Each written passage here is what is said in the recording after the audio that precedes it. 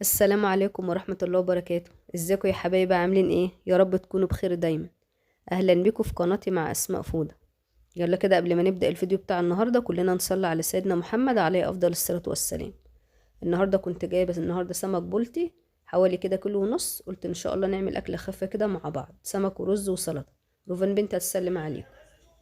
ازيكم يا اصحابي؟ عاملين ايه؟ اعملوا لايك. باي باي.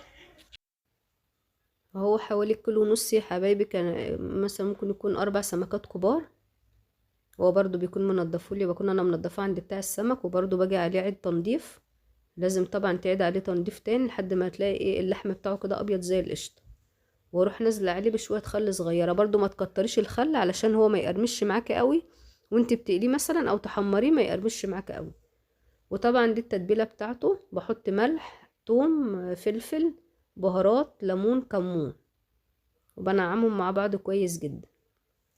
بنزل بالملح الاول، وتوم، فلفل. لو عندك برضو عايزه تحطي حته حراقه ماشي، في ناس بتحب برضو السمك ان هو ايه مشطشط يعني شويه. ونحط برضو شويه بهارات وليمون وكمون، وبنعمه او في قلب الهون. بدق لحد ايه ما بينعم قوي، بينعم كويس معايا عشان تبقى ايه يشرب كده في قلب السمك. ممكن برضو تزودي الكمون شويه. اه شايفين خليتها ناعمه ازاي؟ نعمتها قوي عشان برضو ايه ما تسقطش معايا في قلب الزيت. هبدأ بقى اللي انا اتبل السمك بتاعي، وكان في حتة كده مديهالي فوق الميزان، فانا برضو ايه منضفاها برضو، هتبلها معاهم، هقليها مع السمك البلطي. شايفين اللحم ابيض وجميل قوي من جوه ازاي؟ جميل زي الفل.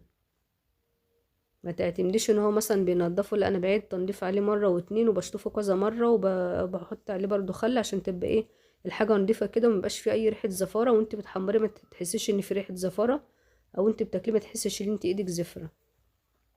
فهو لازم يتنضف كويس جدا. ويا ريت بقى لو انت بتشوفيني لاول مره، يا ريت تعملي لايك واشتراك في القناه سبسكرايب، وتفعلي زر الجرس على الكل عشان يوصلك كل جديد.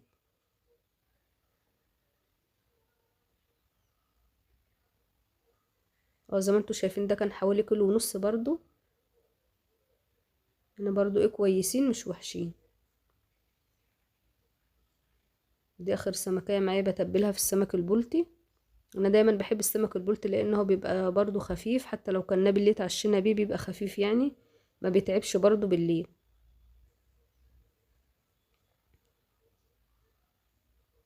اه زي ما انتوا شايفين كده.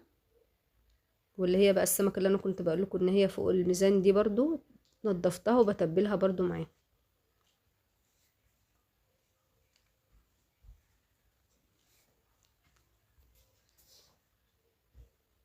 وكده انا ملحته كله، وفي برضو شوية صغيرة فضوا من التتبيلة، فانا ايه رحت رشاه عليه.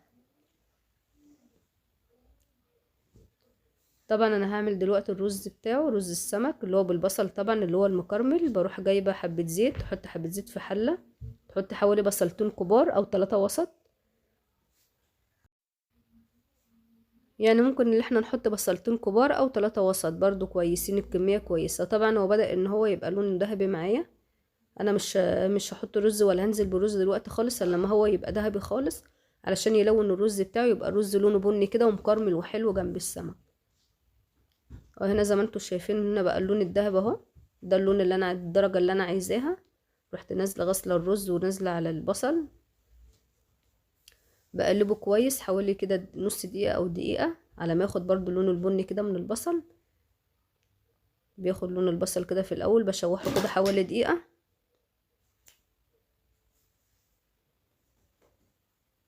بشوحه كده لحد ما لونه بيبقى بني خفيف، وبروح نازله عليه بالميه بشربه.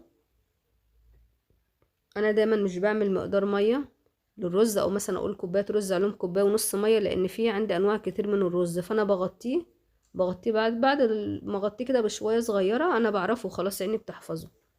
بحط له بقى ملح، بهارات، فلفل اسمر، وبزود الكمون شويه، عشان الكمون بيخلي ريحه الرز تحفه. عامه الاكله السمك كلها تزودي الكمون. دي طبعا الخضار اللي المتاحه عندي عشان اعمل السلطه. بعد كده في انا عندي طبق كده طقم سمك، من احب الطقومة ليا يعني، وجميل قوي وعملي، وبغرف فيه سمك على طول.